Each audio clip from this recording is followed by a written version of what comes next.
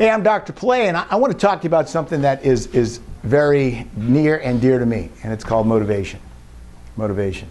A few years ago, I had read a book, and in that book it had a statement made that caught my attention, and that statement was, "Who motivates the motivator?" You ever think about that? I mean, when we think about being motivated, and if you are a leader and you're out front, head of the household, the father, the supervisor, the business owner, where is it you get your energy from? I mean, how often does the phone ring and somebody's there to talk to you about how you might do a better job? How often does someone knock on your door and say, "I just love what you're doing such a great job, I got great information for you that'll help you do a better job"? And it doesn't. It never happens. In fact, in that same book, they had a little statement there, and it said, "Friends come and go, but enemies accumulate." Enemies accumulate. So we might also say that those of us that are leaders, those of us that want to change, to be in a better place, to be a better person, to be a better business owner, a better father, at times we're measured by our failures, not by our successes. And even though we might have dozens of successes, everybody looks at those things that we did wrong, and they tend to always be out there in the shadows. So this topic's about overcoming adversity, and this topic's about motivation, positive energy. Now, if you will, I'm going to give you some ideas on how to increase your energy levels, and I'm going to give you some ideas based on, what I've experienced and what I've noticed to be true. First of all, I'd like you to think about two words: what if? What if? And we can contrast the two other words. What for? Why? I have a guy down the street, and all he ever does is live by this idea of what for. So whenever I talk to him and I'll say, I'm reading this book, or I'm listening to this self-improvement tape, he'll always say, what for? The idea that his life is defined, the idea that it's predetermined, that there's a box around us and you can't get out that box, that you have to live in that idea of enemies that accumulate or failures that accumulate. But my attitude has always been, well, what if? What if? Now, I give you that notion because if you can find yourself in a rut and you find yourself in a place where you find yourself limited, I'll bet you reflect back and you're saying, what for? I'll bet you find in yourself that you're not asking the question, what if? What if I did this? And if I did this, what might that open up to me? What possibility might occur? Because when you start doing the what if, you'll find something added to your life that I believe is powerful. And it's called synergism. Synergism. A lot of people don't know what that word means. But it typically means if I take a number 1 and add it to a number 1, that synergism says I get 2 plus a little bit. There's something extra that's not definable. You take water, you freeze it, you put it in, take the ice and put it in water, and a little bit of it floats. Why? Because the volume expanded. It's a fluid that when frozen actually gets more volume, and it floats. Tip of an iceberg. You ever hear that, National Geographic or otherwise?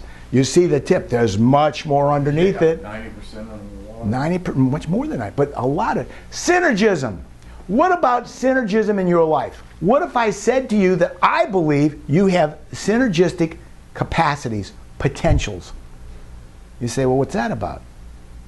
Well, there's a notion about being an optimist, right? And if you will, I'll start off with the reciprocal, and it says, optimism doesn't guarantee success, but pessimism guarantees failure. Now think about your mind. Think about your mind and an idea of synergism. I'm a little bit bigger. I'm a little bit better. I'm a little bit more profound. Have you ever gotten together with a friend to brainstorm?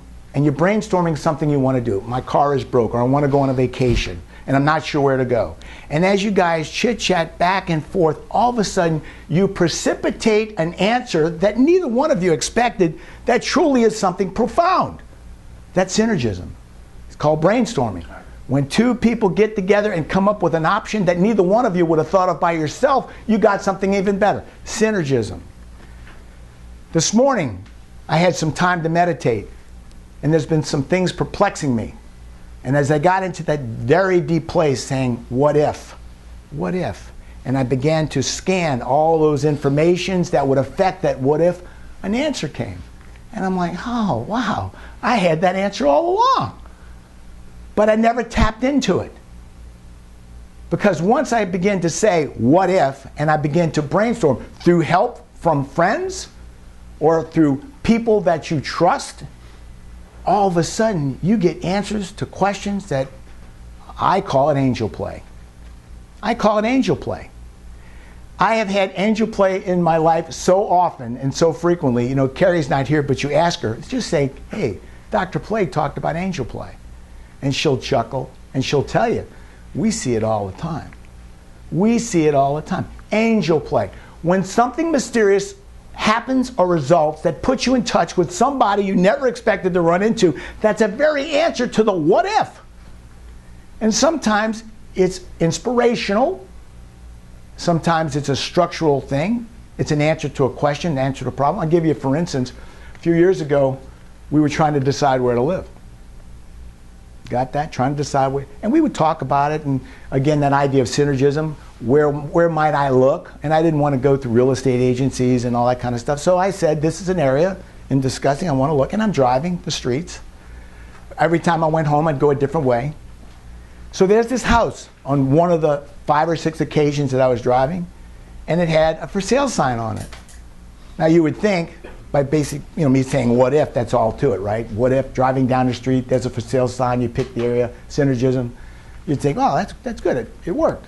When you want to buy something, you look to buy it, and you just pull up and you buy it. Now, so I'm there in the driveway with the sign, in front of the sign that says for sale, and the house next door, which has no sign on it, the lady walks out, comes up to me, and says, you want to buy my house? You want to buy my house? No, I'll be frank with you. I'd looked at that house when I drove up to this one. I said, I could never afford that house. But as it turned out, they were in foreclosure. He had a painting company that went broke. They couldn't pay what little note they had, and all he wanted was the remaining mortgage plus a few dollars to move. That's all he wanted. You know why he didn't want more? Because he owed so many people money that if he made more, he wouldn't have got it anyway. Now think about what if. Think about synergism. Think about angel play. Think about what is it that I'm standing there and she sees me there and walks out. And by the way, I owned that house. Owned it for 10 years. Owned it for 10 years. I'm not going to tell you all of it, but understand angel play. And when I tell you that angel play really works as a part of this notion of motivation and what if, I'm going to also tell you that you have the capacity within yourself to draw to you miracles in life.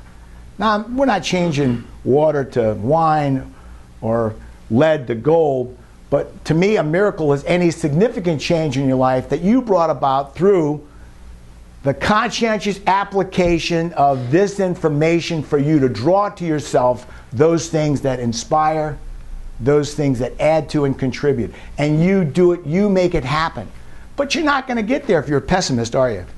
Pessimist, remember that? Pessimism? Pessimism guarantees failure. It guarantees failure. The more you think negative, you ever notice? You're driving your car, you're thinking about something that's blue, something that's insignificant, and what happens? You start to feel dull. And as you start to feel dull, you get to where you're going, they read you through facial expressions and body language that you're not happy. You look a little depressed. Now, what is your motivation, ambition, or drive, or desire if, in fact, you got somebody like that right in front of you? You just don't turn on to them, do you? You don't open yourself up to them. But what happens just the opposite when you have somebody in front of you that's enthusiastic? Have you ever noticed that when somebody's enthusiastic, motivated, they're contagious? Have you ever noticed that when you run into a person who's there about how good things can be, talks about inspiring positive things that when they walk away, you feel enlightened. You feel a little bit better about yourself.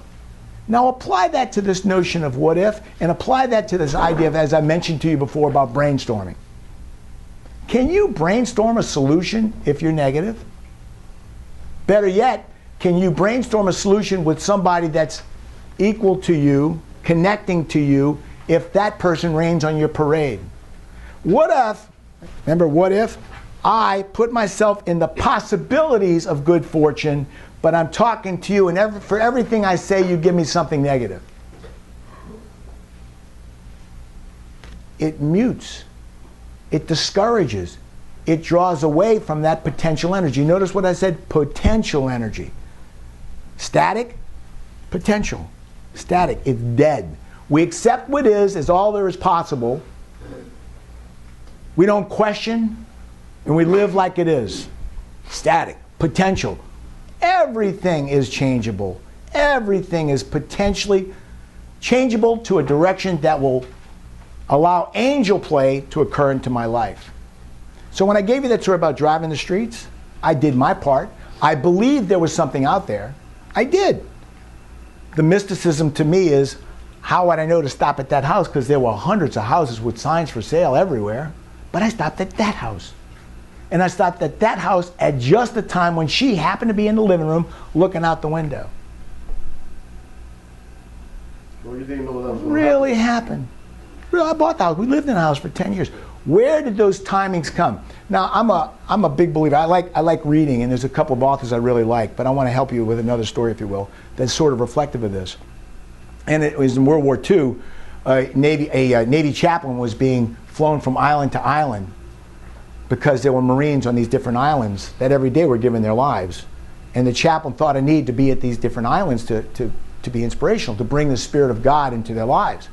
And so as they were flying across the open areas of the Pacific, all of a sudden the pilot said, they didn't have, by the way, they didn't have navigation like we do today. You can't tell there's a front coming, you can't tell there's rain squalls, but they were running out of fuel, and the pilot said, "Chaplain, we're going to have to land on this abandoned runway, which the Marines have left behind, because we're not going to make it to the next destination, and I'm radioing and nobody's hearing me, but we have no choice. We're going to land here." And so after the plane landed, the pilot said, I don't know how long I'm going to be here, but hey, chaplain, if you got a good prayer, then get us some gasoline. I'd appreciate it. And that was said. Well, that night, again, being a good chaplain and a good Christian and a believer in whatever's possible, he was praying. He prayed. Somewhere around 2 in the morning, there was a clanging sound. And he and one of the other guys got up to go see what the clanging sound was.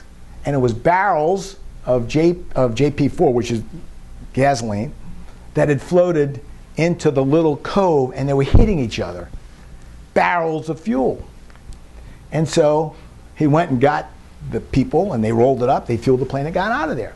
Now, as this applies to synergism, brainstorming, prayer, angel play, I will tell you that no higher power sunk a ship or created those barrels just for the sake of that request.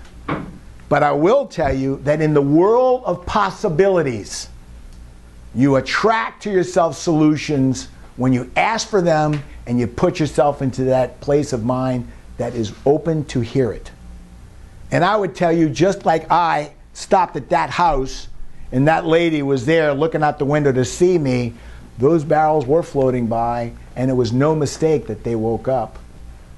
See, that's the miracle. That's the angel play. That's the things that affect you in your life. And when you look at your lives today and you think about these things about motivation and positive energy, I will tell you, you will radiate solutions to your life in mystical, synergistic ways. Remember we started with synergism? When water freezes, it's a little bit bigger in volume and therefore floats in the tip of the iceberg. See, that little bit of edge is what you're trying to get. That little bit of advantage is what you're trying to get. Brainstorming, putting yourself at peace. You know why I like meditation? Because it relieves your mind of all this You don't do your best unless you get your mind at rest and peacefulness, that the flow of energy is into you. Each of you has within yourself all the information you need to change your life or to solve problems that I guarantee you're not solving now because you really are distracted with the background noise. Call it white noise. You ever hear that, white noise? I met a lady last night at a wedding over here at the Stars. I've never been there before, beautiful place on the water. And she talked about how she lived in Hawaii for 3 years. And my comment was, oh my God, living in Hawaii, I've heard so much about it. And she said, they gave me everything I asked for. They gave me a waterfront spot with a window where I could look up and I could work, and I made all the money I wanted, and I was in Hawaii just like people dream of. And then she said this. She said, but after you've been there for 3 years, it's all white noise. You know what she was saying? That the beauty of that environment had just sort of drained its way from turquoise and greens and yellows to grays because it was there every day. It was there every day. So it doesn't matter whether you live in Hawaii or you live in the desert. You need to have change. You need to have prosperity affect you in such a way that you're always moving in a synergism towards some profound meaning, some expression, something that you've decided that you need, something that you've decided that manifests who you are. Now I'm going to end this up. I got one thing I want to say to you, because I really don't like when people make generalized statements about, you pay taxes and then you die. You know, there's this idea of negativity, or this generalized statement about how no one can get ahead because the odds are against you. You know, and I don't like that kind of stuff. But what I will say to you is this: each of you that I'm talking to today is unique, and so don't generalize yourself against any other man in this room. Don't do it. It's an insult to yourself, and it's an insult to the other men. Because genetically speaking, when we talk about the factors that made up who you are, there ain't nobody like you. There's nobody like you. There's no one like you in this room. Your mom and your dad, A plus B equal AB, and the genetics and the billions of possibilities. Yes, I won't take away from you that maybe you've conditioned yourself to a way of thinking, being around negative people. I won't take away from you that maybe you've conditioned yourself to being in a negative environment of circular negative thinkings that I'm just like everybody else and I can't go anywhere. And that's crap. It's all crap. Because when you begin to believe and you begin to say what if, and you apply that to the uniqueness of yourself, then you're going to manifest skills that you have that nobody else has. I have met people in this program, and this year we're working on 12,000. That if you saw them today and you saw what I saw a year ago, you'd say it's not the same man. Because they went from why try, what for, to saying, I'm going to draw a line in the sand. Yep, my plane's down on an island and I got no fuel. And yep, harm's way is coming this way. But guess what? I got the power of inspiration, motivation. I got the power to synergize within myself because there is an answer. When you believe there is an answer, guess what you find? An answer. But you got to believe. And you got to draw that line in the sand. And you're the one that has to look at yourself in the mirror and see you for what your potentials are. Then you got to stop the negative self-talk and limitations that people have said to you, told to you. You got to quit believing them. And when you begin that process, and each day you get up today and you say, today I'm going to make a list of the 10 things that I'm going to do. I'm going to make a list of the 10 things that I'm going to do to begin moving my life in a forward direction, and I'm going to start talking to people that inspire me. I'm going to find people that have that energy of success, that believe in what's possible, and each day you do those 10 things. As simple as it may be, sometimes it's starting off with just doing your laundry, vacuuming the house, doing a couple of resumes, reading a couple of books. It doesn't matter where you start, but when you start to say, I'm going to look forward and quit looking back. But also understand, every time you talk to another person and say, what if, they give you information that you never had before, and it force multiplies you into new ideas tomorrow. And it works. And if I didn't believe it, I wouldn't be here. Because I use this stuff, and I've seen men go from washing cars, truly washing cars, to owning $500,000 houses and brand new vehicles. All because they decided that there is a barrel of gasoline somewhere, and I've got to believe it's possible. Okay? I hope you've enjoyed this. Please think about what I said. There's another video that's out there that's called Inspired by Desire. You might look at that one when you get a chance. Thanks.